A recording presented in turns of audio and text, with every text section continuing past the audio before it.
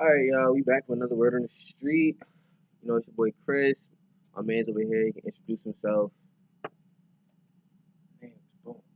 No, not like the shaking, not stirred. Okay, this is how we gonna start the video. Alright, what's good, y'all? Alright, so the topic of this word on the street is going to be intersectionality. Alright, so intersectionality is the study. It's a study of how different power structures interact with each other within the minority structure, within the minority level. All right. So this emerged from the anti-discrimination law.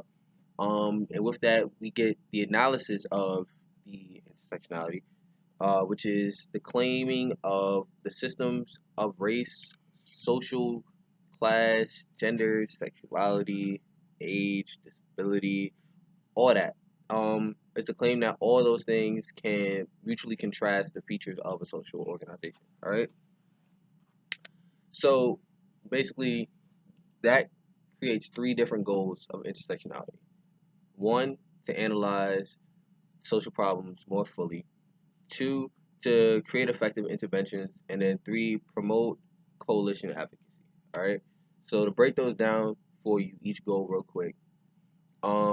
Analyze social problems more fully. You want to ask two questions. What happens after the incident or accident? And then how does a population confront circumstances that reflect more than one's barriers of the obstacle? Okay? Don't worry, we're gonna give you an example so y'all understand this better. Second goal, to create effective interventions. The first one is, can each obstacle be addressed separately? Can it? No, it cannot. Each obstacle cannot be addressed separately. Okay, they all has to be addressed as a whole, because you can't just nitpick at one thing of a problem, because you're not going to solve the problem by just picking out one thing.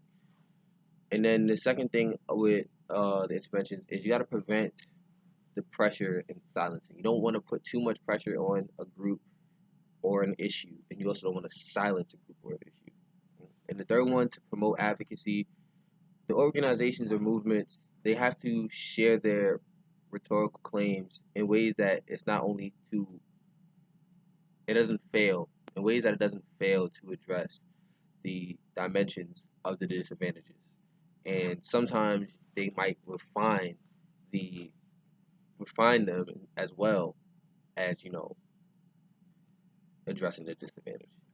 And the last thing is, you want to prevent the confrontations from the groups. You don't want them confronting themselves. All right, you want them to work together to solve the issue.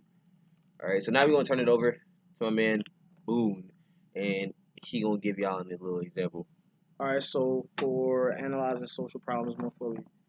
So last semester we had an event. It was a cookout, and it ended in conflicts between students. So what happens after the incident?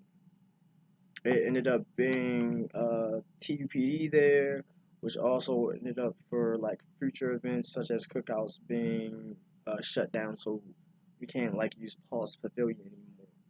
So with that, then there also came of the idea of like no more outside students can be at cookouts.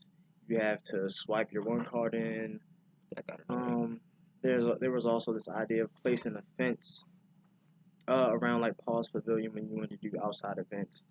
So how does the population confront circumstances that reflect more than one of the barriers of the obstacle? For example, all the minority black orgs that is, that felt like they were mostly being attacked by this, decided to address this by going to those who were in the current heads of student activities at the moment, and going to SGA, who also didn't agree with the idea of like ending the cookouts and postponing events. So what this does is actually it polices the black culture that students have been trying to create here at Towson University, which is a predominantly white institution. It polices that, and it also only affects black students because black students are usually the ones who decide to have cookouts outside, and it doesn't really affect those students who are of not of color or just white. So how do you create effective interventions? So the effective intervention we decided to come up with was all the presidents of those black orgs meeting with the SEA president at the time to come up with alternative ideas that would address and still give us the ability to have cookouts outside. There was also polls that students did and placed them within the group chats so that we knew that they were going to police these events, but also the idea that we could still have them. So maybe having them at different locations on campus rather than that one. And then there's also the idea of there was this idea of having cookouts on the parking garage roofs, which sounds very dangerous. But what this did was prevent silencing from students, where students didn't just say anything, but we actually stood up for what we believed in. That was the culture of cookouts here for black students.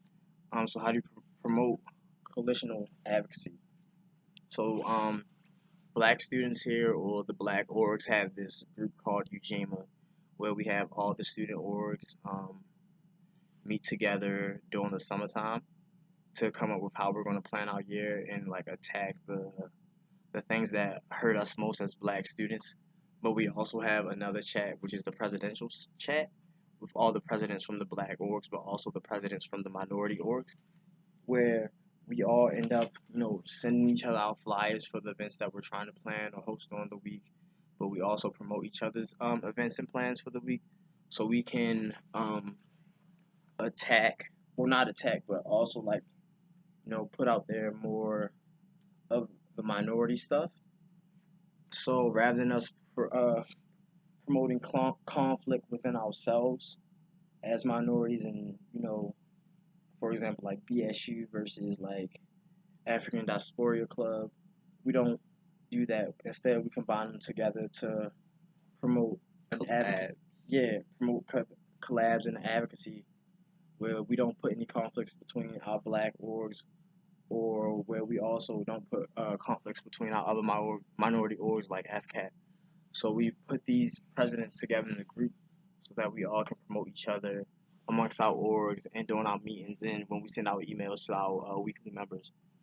And that is the identity and culture intersectionality word on the street of the week. It's your boy Boom, who likes to be shaken, not stirred. All right, y'all. Until next time, one love.